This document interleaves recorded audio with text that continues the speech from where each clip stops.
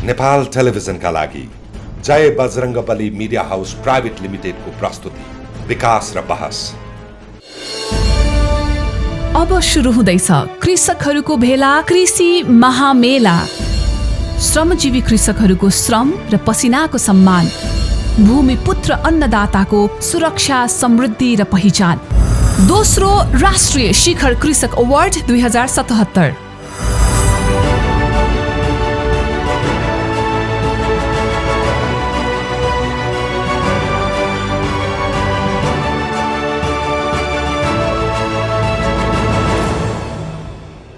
प्रथम राष्ट्रिय शिखर कृषक अवार्ड 2076 को भव्य सफलतापछि कृषि उत्पादन, पशुपन्छी पालन, मत्स्य पालन, फलफूल तथा तरकारी उत्पादनमा संलग्न व्यवसायिक कृषकहरूलाई आकर्षक पुरस्कार राशि सहित सम्मान गरिने कार्यक्रम।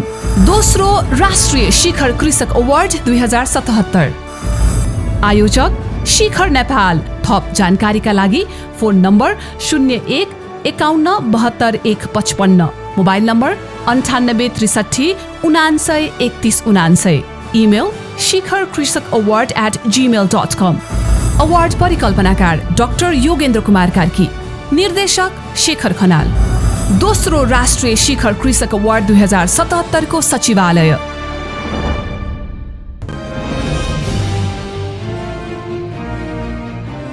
आदरणीय दर्शक महानुभावहरू नमस्कार। नेपाल टेलिभिजनबाट हरेक शनिबार बिहान 9 बजे प्रसारण हुँदै आइरहेको कार्यक्रम विकास र बहसमा यहाँलाई हार्दिक स्वागत गर्दछु। म शेखर खनाल। दर्शकवृन्द, कार्यक्रम विकास र बहसमा हामीले विभिन्न सेक्टरमा आबद्ध रहनुभएका विभिन्न व्यक्तिहरूसँग छलफल कुराकानी गर्दै आइरहेका छौँ। आजको श्रृङ्खलामा हाम्रो विशेष अतिथि हुनुहुन्छ नेपाल लाइभस्टक सेक्टर इनोभेसन आयोजनाका आयोजना निर्देशक डाक्टर उमेश दाल। डाक्टर साहब, यहाँलाई स्वागत गर्दछु। धन्यवाद शेखर सर। सम्पूर्ण नेपाल टेलिभिजन हेर्ने सम्पूर्ण परिवारलाई पनि। यो नेपाल लाइभस्टक सेक्टर इनोभेसन आयोजना खास कस्तो खालको आयोजना हो?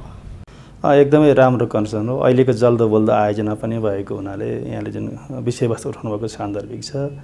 विशेष गरी पशुजन्य उत्पादनमा उत्पादन र उत्पादकत्व वृद्धि गर्ने हिसाबले र समग्र पशु सेवाको, यसमा पशु स्वास्थ्य पनि आउँछ, पशु विकासका क्षेत्रहरू पनि आउँछन्, तिनीहरूलाई चाहिँ सुदृढीकरण र आधुनिक पशु चिकित्सा प्रणाली विकास गर्ने र दुधको, मासुको र विशेष गरी च्याङ र पश्मिनाको उत्पादनमा चाहिँ वृद्धि गर्ने भन्ने हिसाबले 2074-75बाट सञ्चालित यो विश्व बैंकको ऋण सहयोगमा सञ्चालित आयोजना हो र आयोजना करिब हामी मध्यावधि समयतर्फ चाहिँ पुगिसकेका छौँ। कति वर्षको आयोजना हो डाक्टर साहब यो? आयोजना 5 वर्षको आयोजना हो। सुरुवातमा अलिकति आयोजनाको एग्रिमेन्ट र केही अरू कारणले गर्दा अलिक ढिला सुरुवात भएको हुनाले यसलाई 5.5 वर्ष चाहिँ भन्ने हिसाबमा गएको छ। 2080 को असार मसान्त सँगसँगै यो आयोजना सम्पन्न हुने लक्ष्य लिएको छ। जस्तै कि पहिलाका आयोजनाहरूको कुरा गर्नुपर्दाखेरि प्याक पनि यसरी नै एउटा सञ्चालन भएको थियो। प्याक आयोजनाले चाहिँ किसानहरू त्यति खुसी भएको पाइएन। रिपोर्टिङ हेर्दाखेरि यसले कस्तो खालको प्रभाव पार्छ जस्तो लाग्छ यहाँलाई? यो विगतका वास्तवमा हरेक कुराहरू चाहिँ विगतको सिकाइबाट हामीले परिष्कृत हुँदै अगाडि बढ्नुपर्ने छ र हामी त्यसअनुसार अगाडि बढेका छौँ। केही विगतका आयोजनाभन्दा केही नवीनतम प्रविधिहरू हामीले चाहिँ अँगालेका छौँ। त्यस हिसाबले पनि हाम्रो आयोजनाको नाम नेपाल लाइभस्टक इनोभेसन आयोजना, केही नवीनतम प्रणालीहरू विकास गर्ने किसिमले हामीले चाहिँ अगाडि बढाएको नामैले स्पष्ट हुन्छ। अब कामको दौरानमा पनि हामीले यी नवीनतम जुन सोचहरू चाहिँ हरेक हाम्रा क्रियाकलापहरूमा चाहिँ संलग्न गरेका छौँ। जस्तै विगतमा यहाँले अब हामीलाई आलोचित पनि कतिपय अवस्थामा विगतमा हामी भयौँ। कृषिको अनुदानहरू चाहिँ एकदमै यथार्थ किसान अथवा उद्यमी अथवा व्यवसायमा पुगेन भन्ने कुराहरू आएको हुनाले अब यस आयोजनाबाट चाहिँ कुनै पनि त्यस्ता चाहिँ जुन सपोर्टका कुराहरू हुन्छन्, एकदमै यथार्थ किसान कहाँ, उद्यमी व्यवसायी अथवा जो रियल किसान हो त्यहाँ कहाँ पुगोस् भन्ने किसिमले हामीले हरेक संयन्त्रलाई उत्तिकै जिम्मेवार बनाएर अगाडि बढेका छौँ। र अझ यसमा भन्नुपर्दाखेरि बैंक र वित्तीय संस्थाको पनि संलग्नता यस आयोजनामा भएको हुनाले जुन प्रोजेक्ट जुन आर्थिक रूपले सफल हुन्छ त्यस्ता प्रोजेक्टलाई मात्रै यस आयोजनाले लगानी गर्छ भनिसकेपछि उहाँहरू सम्पन्नतातर्फ जानु पर्यो, किनभने बैंकको त ऋण पनि तिर्नुपर्ने हुन्छ नि त र आयोजनाले अनुदान पनि दिने। त्यो किसिमले बैंक पनि यो आयोजनाको बिचमा रहेको हुनाले र यो कुनै पनि आयोजनाहरू चाहिँ जस्तै लगानी हुन्जेलसम्म चल्ने, त्यसपछि लगानी पश्चात चाहिँ भनौँ न त्यो आयोजनाको सँगसँगै एकाध वर्षमा चाहिँ उपआयोजन बन्द हुने जुन अब चाहिँ पशुजन्य व्यवसायहरू बन्द हुने हामीले विगतमा देख्यौँ, त्यो नहुने र स्थायित्व होस् भन्ने किसिमले हामीले सोचेका छौँ। साँच्चै भन्नु एउटा पार्ट मात्रै हामी अरू थुप्रै कार्यक्रमहरू गर्छौँ र विगतमा चाहिँ कृषिका जुन अनुदान चाहिँ अलिकति प्रभावकारी भएनन् के भन्ने कुरा आउँदाखेरि मैले प्रसङ्ग उठाएको हो। जस्तो कि यहाँले ब्याङ्कलाई जोड्नुभयो, हजुर, यहाँको आयोजना किसान र ब्याङ्कको एकदम कसरी समन्वय कसरी हुन्छ, यो कसरी सञ्चालन अगाडि बढ्छ त किसानहरूको लागि चासो कुरो? असाध्यै राम्रो। वास्तवमा यो त हामीले चाहिँ विभिन्न सूचनाहरू पनि खुलाइसकेका छौँ, त्यस पनि यो सबैको जानकारीको लागि हुनसक्छ। यो कुनै पनि किसानको व्यक्तिगत फार्म हुनसक्छ अथवा समूहगत रूपमा सञ्चालित कुनै फार्म अथवा चाहिँ व्यवसाय हुनसक्छ अथवा चाहिँ एउटा सहकारीकै रूपमा चाहिँ किसानकै सहकारी कृषक सहकारीहरूको माध्यमबाट सञ्चालित पशुजन्य व्यवसाय हुन्छ। मैले यहाँलाई अघि नै निवेदन गरेँ, हामीले विशेष गरी दुधको क्षेत्रमा चाहिँ भनौँ डेरीको क्षेत्रमा चाहिँ हाम्रो लगानीहरू चाहिँ अनुदानमुखी कामहरू गर्छौँ। त्यसै गरी चाहिँ मासुको लागि चाहिँ खसी बोकाको मासुमा हामीले चाहिँ त्यो मूल्य श्रृङ्खला हामीले काम गर्छौँ र एउटा विदेश हाम्रो भनौँ न नेपालबाट बाहिर एक्सपोर्ट हुने कमोडिटी पदार्थहरू पशुजन्य पदार्थमध्ये चाहिँ पस्मिना पनि एउटा हो। त्यसैले गर्दाखेरि यो उच्च हिमाली क्षेत्र जहाँ मनाङ मुस्ताङमा हामी च्याङ्ग्राको प्रवर्धन गर्छौँ। भनेपछि चाहिँ यी सबै कुरो प्रवर्धन गर्नको लागि मैले भने किसान समूह सहकारी जसले यस व्यवसाय सञ्चालन गर्नुहुन्छ उहाँहरूले चाहिँ कम्तीमा पनि आफ्नो व्यवसायको 20% सो लगानी गर्नुपर्ने हुन्छ। त्यस पछाडि 30% जुन मान्यौँ प्रोजेक्टको साइज अनुसार हुन्छ। जस्तै 1 करोडको कुनै उपआयोजना छ, एउटा चाहिँ मूल्य श्रृङ्खलामा आधारित चाहिँ पशुजन्य चाहिँ व्यवसाय छ भनेदेखि त्यसमा 20 लाख रुपियाँ 20% को हिसाबले चाहिँ किसान व्यवसायीको अथवा सहकारीको रहन्छ। 30% चाहिँ उहाँले अनिवार्य वास्तवमा त्यो आफ्नो चाहिँ प्रस्तावहरू प्रपोजलहरू त्यो प्रपोजल लेख्न पनि हामी आफै नै चाहिँ फेसिलिटेट गर्छौँ। विगतमा जस्तो चाहिँ बिचमा बिचौलिया छैन, यो मैले भन्नुपर्छ, त्यो पनि नवीनतम प्रविधि हो। हामी आफैले हाम्रो चाहिँ नेभिक भन्ने एउटा संस्था बिजनेस सर्भिस प्रोभाइडर भन्छौँ, उहाँहरूले नै प्रपोजल लेख्नलाई सहयोग गर्नुहुन्छ भनेपछि उहाँहरूको घरमै गएर प्रपोजल लेख्न सक्ने व्यवस्था छ र बैङ्कलाई पनि त्यही प्रपोजल नै बुझाउने हो भनिसकेपछि त्यसले 30% बैङ्कको लगानी हुन्छ। मैले अघि 1 करोडको चाहिँ एउटा उदाहरण भनेको थिएँ। 50 लाख बराबरको आयोजनाले चाहिँ अनुदान दिन्छ, त्यो ऋणको अनुदान हो सर? त्यो 30 लाख चाहिँ बैङ्कको हो भने चाहिँ त्यो चाहिँ 50 लाख हो भने चाहिँ 50 लाख आयोजनाको त्यो भनौँ व्यवसायको प्रगतिको आधारमा फेरि सिधै लिएर मात्रै भयो भने त चलायमान भाइब्रेन्ट हुनु पऱ्यो। हिजो चाहिँ बेसलाइन भनौँ न चाहिँ एउटा चाहिँ सानो व्यवसाय गाई पालन व्यवसाय गर्नुभएको छ, आज 200 लिटर उत्पादन थियो भने आयोजनाको लगानी पछि 500 लिटर हुनु पऱ्यो। त्यो किसिमको चाहिँ अगाडि बढेको सन्दर्भमा आयोजनाले 50% लगानी गर्ने भने चाहिँ यो किसिमले चाहिँ हामीले चाहिँ अगाडि कार्यक्रम अगाडि बढाएको छौँ भने चाहिँ यो बैङ्क बिचमा आउनु, बैङ्कले चाहिँ सबै प्रक्रिया पुरा गर्नु। किनभने कुनै पनि बैङ्क पनि हामीलाई चाहिने हाम्रै संस्था हो।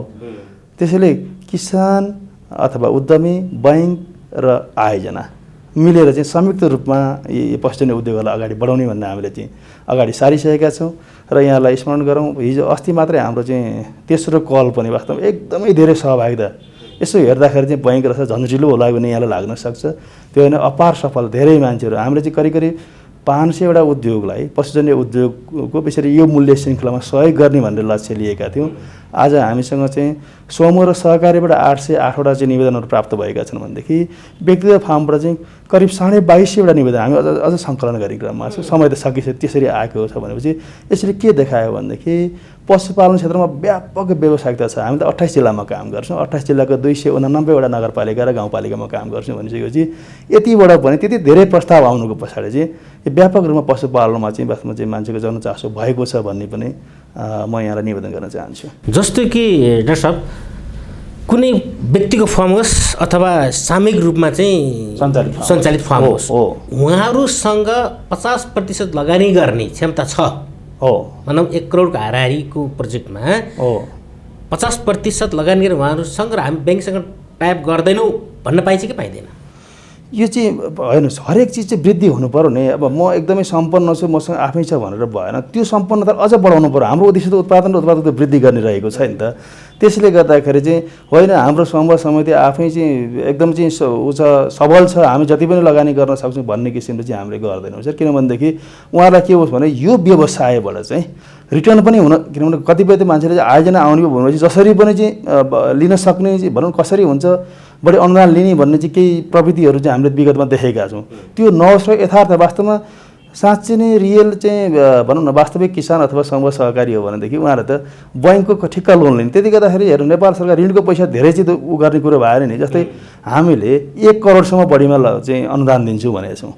भनिसकेपछि 1 करोड होइन, अब कत्रो व्यवसाय छ उहाँले 60 लाखको गर्नुमा त्यसमा 30 लाख दिन्छौँ, 70 लाख भने 35 लाख हुनसक्छ होइन त। 2 करोडको एकदम ठुलो व्यवसाय हो भने अधिकतम 1 करोड भन्न खोजिएको भने चाहिँ हामीले चाहिँ 35 लाखसम्मको लागि चाहिँ यो हाम्रो विकेन्द्रीकृत आयोजना सहयोगी इकाइ हाम्रा नेटवर्कहरू छ, क्लस्टर अफिसहरू छ, विराटनगरमा छ, हेटौँडामा छ, पोखरामा छ, बुटवलमा छ, उहाँहरू मार्फत गराउँछौँ भने चाहिँ त्यसभन्दा ठुलो परियोजनाको चाहिँ मूल्याङ्कनको लागि हामी आयोजना समन्वय इकाइ जुन PMU हाम्रो हरिभवन ललितपुरमा छ, त्यहाँ हाम्रो चाहिँ परामर्शदाताहरूसहित हाम्रो चाहिँ सम्पूर्ण टिम चाहिँ हामी यहाँबाट गर्छौँ। विशेष गरेर च्याङ्ग्रा, खसी बोका र दुध गाई भैँसी हजुर होइन, यति विशेष गरी 3टा चिजमा चाहिँ यहाँहरू केन्द्रित हुनुभएको छ एकदमै होइन। अब दुधहरू पशुपालनमा गर्दाखेरि दुधहरू मनग्गे उत्पादन भए, तर दुधलाई कसरी खपत गर्ने भन्ने सल्लाह दिनुहुन्छ? एकदमै गम्भीर। यहाँले विगतमा सुन्नुभएको होला मिल्क होलिडे भनेर बाटाबाट दुध पोखिएको पनि हामीले देखेका छौँ। यो हुन नदिनको लागि हामीले यो दुध जाने उद्योगहरूमा पनि उत्तिकै चाहिँ हामीले चाहिँ वास्तवमा यो त उद्योगको सपोर्ट, उद्योगलाई पनि सपोर्ट गरेर जस्तै दुध धेरै बढी भयो भनेदेखि वास्तव पाउडर दुधहरू चाहिँ उत्पादन दुधलाई पाउडरको फर्ममा गरेर राख्न सकियो भनेदेखि पछि दुध नभएको अवस्थामा त्यसलाई चाहिँ प्रयोग गर्न सकिन्छ। दुध पाउडर भन्दैलाई चाहिँ मान्छे भने यो चाहिँ कहीँबाट आएको भन्ने हामी कहिलेकाहीँ चाहिँ यस्तो चाहिँ अनर्गल प्रचारहरू देख्छौँ। वास्तवमा साँच्चै नै होल मिल्कको त्यही दुधलाई चाहिँ हामीले पाउडर फर्ममा लिएको हो। अब हामीले के गरेका छौँ भने यसरी अनुदान दिँदाखेरि यहाँलाई चाहिँ एउटा कुरोमा प्रश्न पार्नुपर्ने हुन्छ। वास्तवमा उत्पादन वृद्धि भइसके पछाडि उहाँको यो बजारीकरण कहाँ हुन्छ त, त्यो गठबन्धन पनि हामीले चाहिँ हेरेका हुन्छौँ होइन। नभएदेखि चाहिँ आयोजनले म 200 चाहिँ लिटर चाहिँ गाउँघरमा बेचिरहेको थिएँ, 500 लिटर भनेर मैले गरेँ, बेच्ने ठाउँ नि भएन भने भोलि यो आउन सक्छ भनेर हामीले समस्या त आइरहेछ। बजारीकरण समस्या त हिजोदेखि आजको दिनसम्म आइरहेछ। त्यसलाई अब गभर्मेन्टले पनि त्यसलाई अब एकदमै व्यवस्थित गर्नको लागि पहल पनि गरिरहेको अवस्था छ।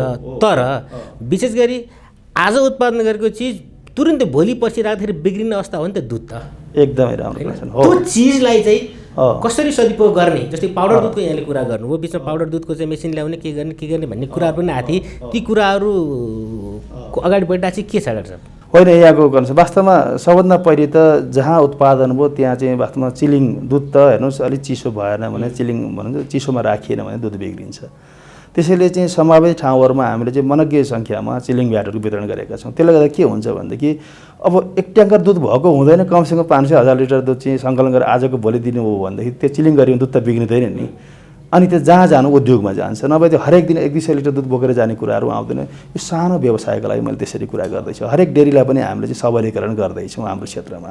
र समग्र रूपमा यो एउटा कृषि तथा पशुधन विकास मन्त्रालयको सहसचिवको हैसियतले मैले हामीले के हेरेका छौँ भनेदेखि यो आयोजन त केही निश्चित समयको लागि आउँछ जान्छ भनेपछि दीर्घकालीन रूपमा दुधको व्यवसायलाई भनौँ न स्थायित्व दिनको लागि अब हेर्नुहोस् देशमा सरस्वती हेर्दा अहिले विराटनगरमा पाउडर प्लान्ट छ, बिचमा प्रदेश सरकारको समन्वयमा हेटौँडामा पाउडर प्लान्ट छ, चितवनमा चक्लेट फ्याक्ट्री भने यहाँले सुन्नुभएको त्यो अगाडि आएको छ भने चाहिँ पोखरामा एउटा पाउडर प्लान्ट छ। र हामीले के विचार गऱ्यौँ भनेदेखि यदि यो कोहलपुर क्षेत्रमा चाहिँ एउटा ठुलो पाउडर प्लान्ट बनाइयो भनेदेखि सुदूरपश्चिम प्रदेश, कर्णाली प्रदेश र लुम्बिनी प्रदेशको केन्द्रबिन्दु, लुम्बिनी प्रदेशको केही जिल्लाहरू केन्द्रबिन्दु हुन्छ। किनभने 1 लिटर दुध चाहिँ मैले यसो चाहिँ सर्वे गर्दाखेरि सुदूरपश्चिम भनौँ न कैलाली, कञ्चनपुर, काठमाडौँ आउन चाहिँ 1500 रुपियाँ खर्च पर्दो रहेछ भने चाहिँ त्यो पाउडर त्यही कन्भर्सन गरेर ल्याउन सकिन्छ। त्यस्तो अवस्था आउँदैन भने चाहिँ यो ठुलो दीर्घकालीन महत्त्वका लागि यस्ता ठुला महत्त्वाकांक्षी आयोजना पनि हामीले अगाडि बढाएका छौँ र हामीले त्यसको DPRहरू सम्पन्न गरिसकेका छौँ। चाँडै नै DDC त्यो DDC मार्फत सञ्चालन गरिने हो र त्यसमा समग्र त्यो क्षेत्रका सम्पूर्ण उपभोक्ताहरूलाई जुन उत्पादन गरिरहनु भएको छ आम नागरिकलाई चाहिँ किसानहरूलाई यसलाई टेवा पुग्छ भन्ने किसिमले दीर्घकालीन महत्त्वका विषयवस्तु पनि हामीले चाहिँ यसमा आयोजनामा राखेका छौँ। अब तत्कालै गर्ने कुरोमा चाहिँ दुधको गुणस्तर बिग्रिन नदिनको लागि यो हामीले चाहिँ अलिकति एउटा त चिलिङ भ्याटहरू चाहिँ जुन चिसो राख्न त्यो बाँड्यो भने अनि अर्को चाहिँ दुध पदार्थ विविधीकरण तालिमहरूलाई हामीले विशेष गरी चाहिँ CTE VTको करिकुलम हुँदो रहेछ। यो चाहिँ 3 महिने कोर्स सामान्य यसो अलिअलि बनाएर चाहिँ उगाने तिनीहरू उहाँहरूलाई दीक्षित नै गराउने किसिमले वास्तवमा दुध बढे नै भयो। कुनै सानो चाहिँ उद्योगमा दुध बढियो भनेपछि त गाह्रो हुन्छ, त्यसलाई कसरी भ्यालु एडिसन गर्ने त्यसलाई खुवा बनाएर हुन्छ कि अथवा दुधका अन्य विभिन्न आइसक्रिम बनाएर हुन्छ कि छुर्पी बनाएर हुन्छ कि झिज बनाएर हुन्छ, यस्तै परिकारहरू बनाउनको लागि पनि यस आयोजनाले आयोजना समन्वय इकाइ लगायत हाम्रो चाहिँ विकेन्द्रीकृत आयोजना सहयोग इकाइहरू छ त्यहाँ मार्फत पनि यस्ता किसिमका चाहिँ दीर्घकालीन महत्त्व राख्ने तालिमहरू पनि सञ्चालन गरेका छौँ ताकि दुधको चाहिँ बजारीकरण चाहिँ स्थायित्व होस् भन्ने किसिमले हामीले अगाडि बढेका छौँ। जस्तै यो आयोजनामा हजुर आउनुभएको लगभग 2-2.5 महिना भयो। एकदमै हजुर। यो 2-2.5 महिनाभित्र यो आयोजनाको लक्ष्य प्राप्तिका लागि पूर्वाधारका कुराहरू लगायत अथवा भावी प्लानिङका कुराहरू जम्मै कुराहरू कस्तो खालको अगाडि बढिरहेको छ, त्यो लक्ष्य 100% पुरा हुन्छ भन्ने यहाँलाई लागेको छ के छ? यसो जुनसुकै आयोजना पनि निश्चित टाइम भन्नुहुन्छ, यहाँलाई अघि नै भनिसकेँ यो 5 वर्षीय आयोजनामा हामी करिब मध्यावधि चाहिँ आधी समय आइसक्यौँ। तर आधी समयसम्म आउँदाखेरि हामीले जति आधी प्रगति गर्नुपर्ने त्यो प्रगति हासिल गर्न सकिएको छैन। किन यहाँलाई थाहा छ आयोजनाको सुरुवातको क्रममा चाहिँ अब अफिस यहाँ सेटअप गर्नु पऱ्यो, जिल्लाहरूमा त्यहाँ परामर्शदाताहरू हुनु पऱ्यो, केही समय चाहिँ अलिकति त्यसको पूर्वाधार विकासमा लागेको छ।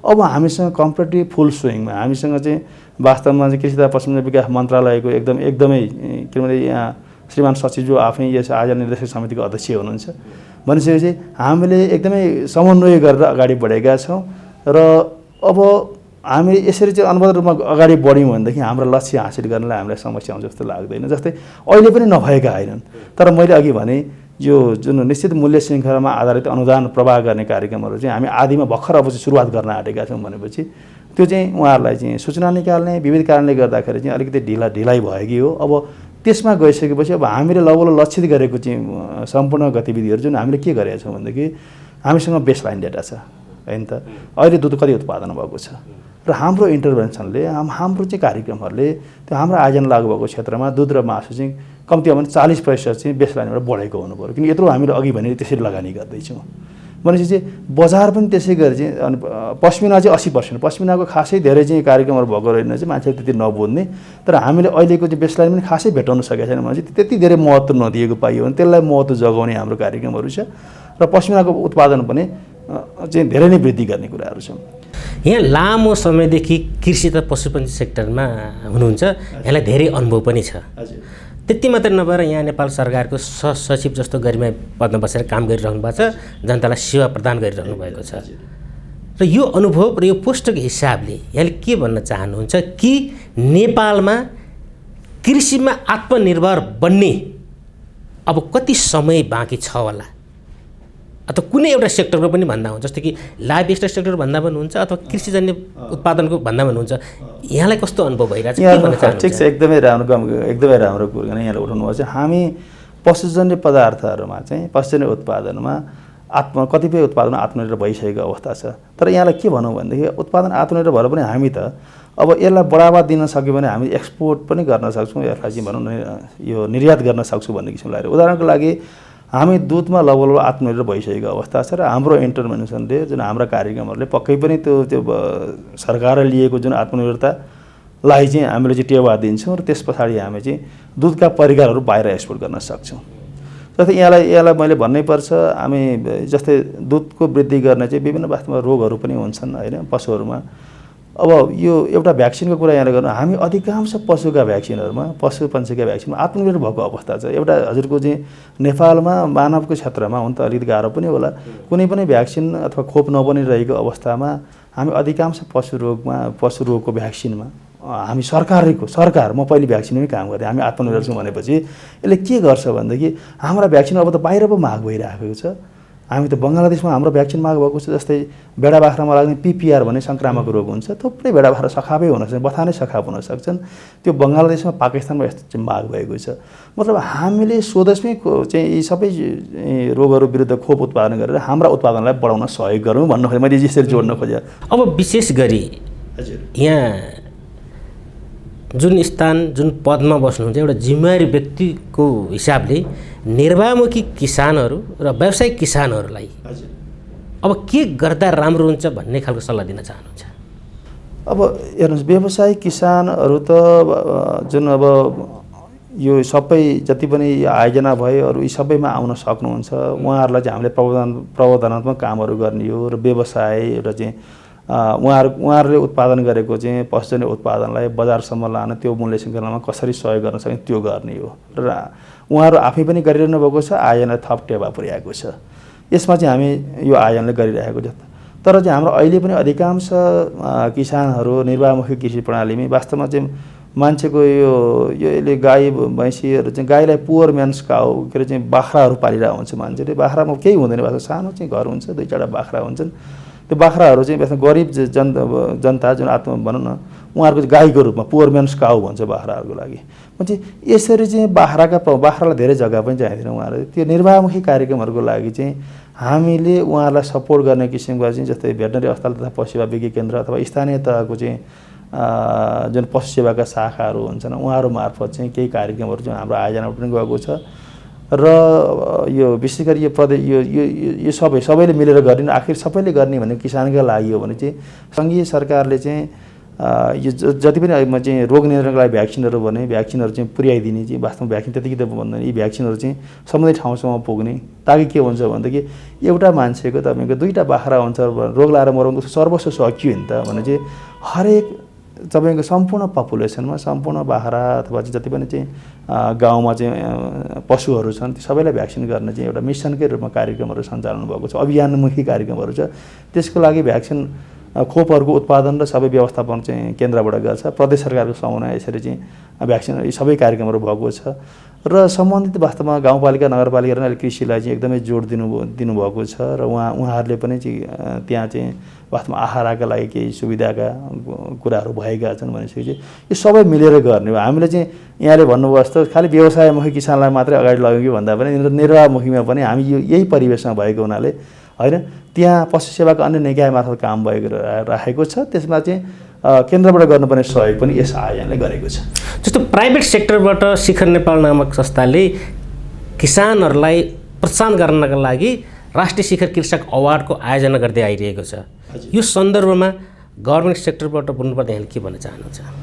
होइन यहाँहरू जसरी वास्तवमा यो किसानहरू यो भनौँ न सक्रिय जुन अगाडि बढ्नुभएको छ उहाँहरूलाई चिनेर उहाँहरूले सम्मान गर्नुभएको छ, त्यसको लागि म यहाँहरूप्रति नतमस्तक छु। वास्तवमा यो भएपछि के भन्छ भने सबैको सम्मान, किसानको सम्मान भने देशको सम्मान, म त्यसरी हुन्छु। किनभने हाम्रो भनेको किसान अझै पनि 65% बढी जनता कृषिमै आधारित रहनुभएको छ र यहाँहरूका सम्मान कार्यक्रमहरूमा पक्कै पनि यस आयोजनाले पनि हामीले गर्नुपर्ने केही सहयोगहरू छ भनेदेखि हामी सहकार्य गर्न एकदमै तयार छौँ। र हामी पनि किसानका लागि मैले अघि यहाँले चाहिँ भनिहालेँ अहिले हामी चाहिँ एकदमै यो सघन रूपमा चाहिँ 28 जिल्लाको 289वटा पालिकामा हामी चाहिँ प्रत्यक्ष रूपमा पुगेका छौँ भने चाहिँ परोक्ष रूपमा देशव्यापी वास्तवमा कहाँ के चाहियो, दार्चुलामा के चाहियो, बजाङमा के चाहियो, हामी हरेक वास्तवमा यो नेपाल सरकारको आयोजना हो। हामीलाई केही अब्लिगेसन केही उहरू छन्, नियमहरू छन्, हामी 28 जिल्लामा विशेष कार्यक्रम गर्छौँ। बाँकी सम्पूर्ण देशव्यापी रूपमा चाहिँ हामी चाहिँ अरू जे जनतालाई जहाँ जे आवश्यक त्यो कार्यक्रम गरेका छौँ। र यहाँहरूले यो यसरी यो शिखर अवार्ड जुन चाहिँ पुरस्कार राख्नुभएको छ किसानको लागि म त्यसको उच्च सम्मान गर्दै आयोजनाको तर्फबाट हामी यसै गरी वास्तवमा किसानहरूलाई प्रबोधन गर्नको लागि चाहिँ हामी तल्लीन छौँ, हामी लागि परेका छौँ। यस आयोजना सम्पूर्ण किसानहरूकै आयोजना हो भन्ने किसिमले चाहिँ सम्पूर्ण किसान भन्ने सबै वर्गका किसान भन्छु म। निर्वाहमुखी चाहिँ व्यवसायमा आबद्ध हुनुभएका किसान दाजुभाइ दिदीबहिनीहरू जो व्यवसायमुखी हुनुहुन्छ, जो समूहमा लगाएर काम गरिरहनु भएको छ, जो सहकारीमा आबद्ध हुनुहुन्छ, हामी सबैको उद्देश्य भनेको पशुजन्य उत्पादनहरूको अनि पदार्थहरूको उत्पादनको वृद्धि गर्नु र देशलाई समृद्ध पशु सेवाको माध्यमबाट बनाउने नै हो। यसको लागि यस आयोजनले जहाँ जस्तोकै ठाउँमा पनि हाम्रा संयन्त्र मार्फत जस्तै हामी यहाँहरूसँग सहकार्य गर्न चाहिँ हामी आतुर छौँ, तल्लिन्छु भन्ने कुरा पनि म वास्तवमा चाहिँ यहाँ मार्फत सम्पूर्ण टेलिभिजन हेरिरहनुभएका दर्शकहरूलाई पनि र आम किसान उद्यमीहरूलाई चाहिँ म निवेदन गर्न चाहन्छु। हस् त, यहाँको अमूल्य समय सुझावलाई धेरै धेरै धन्यवाद। हुन्छ, मलाई पनि आयोजनाको तर्फबाट केही कुरा राख्न दिनुभएकोमा शेखर सर लगायत सम्पूर्ण टेलिभिजन परिवारलाई हार्दिक धन्यवाद दिन चाहन्छु। हवस्, नमस्कार।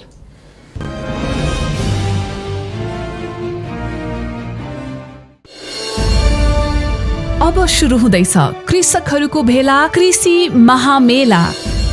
श्रमजीवी कृषकहरूको श्रम र पसिनाको सम्मान, भूमिपुत्र अन्नदाताको सुरक्षा, समृद्धि र पहिचान। दोस्रो राष्ट्रिय शिखर कृषक अवार्ड 2077।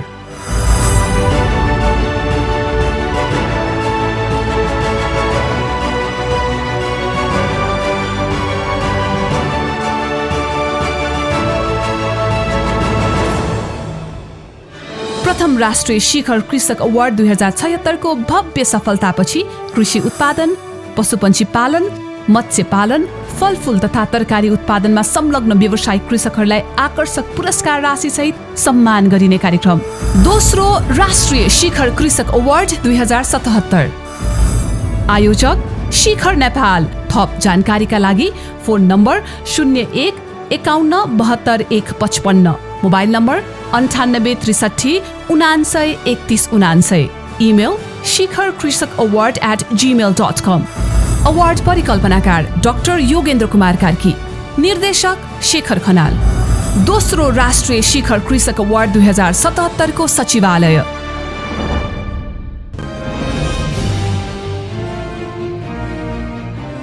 दर्शकवृन्द, आजको हाम्रो अतिथि हुनुहुन्थ्यो नेपाल लाइभस्टक सेक्टर इनोभेसन आयोजनाका आयोजना निर्देशक डाक्टर उमेश दाहाल। दर्शक, आजको विकास र बहस कार्यक्रम यहाँलाई कस्तो लाग्यो? सल्लाह सुझाव अनि प्रतिक्रियाको अपेक्षा गर्दै म लगायत हाम्रो सम्पूर्ण टिमलाई बिदा दिनुहोस्। नमस्कार।